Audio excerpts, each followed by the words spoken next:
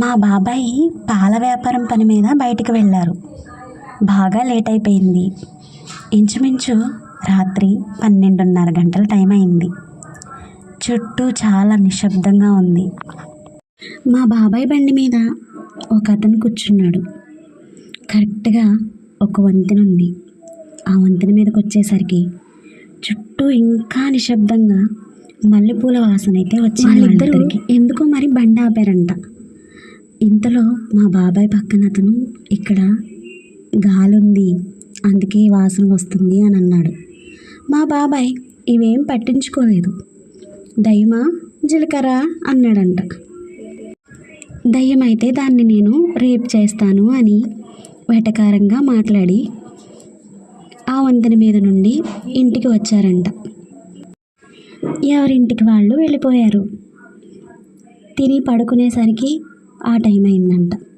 ఇక ఆ రాత్రి మా బాబాయ్కి నిద్ర పడితే ఒట్టు. తన ఒళ్ళంతా ఎవరో రక్కేసినట్టు, తన ఒంటి మీదకి ఎవరో ఎక్కి కూర్చున్నట్టు చాలా పిచ్చి పిచ్చిగా ప్రవర్తిస్తున్నాడంట. మా బాబాయ్ని నిద్రపోనివ్వకుండా ఆ నైట్ మొత్తం చిత్రవదన చేసింది. ఏదైనా సరే మనం వెటకారంగా మాత్రం మాట్లాడకూడదు. దైవం ఉన్నది ఎంత నిజమో దయ్యం కూడా ఉన్నది అంతే నిజం. మరి ముఖ్యంగా అలాంటి టైంలో ప్రయాణాలు చేసేటప్పుడు చాలా జాగ్రత్తగా ఆచితూచి మాట్లాడాలి. ఏమంటారు? కింద కామెంట్ చేయండి.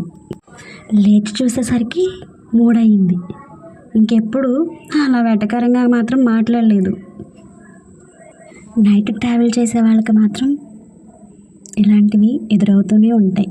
మీలో ఎవరైనా ఇలాంటి సందర్భాన్ని ఎదుర్కొంటే మాత్రం కింద కామెంట్ చేయండి.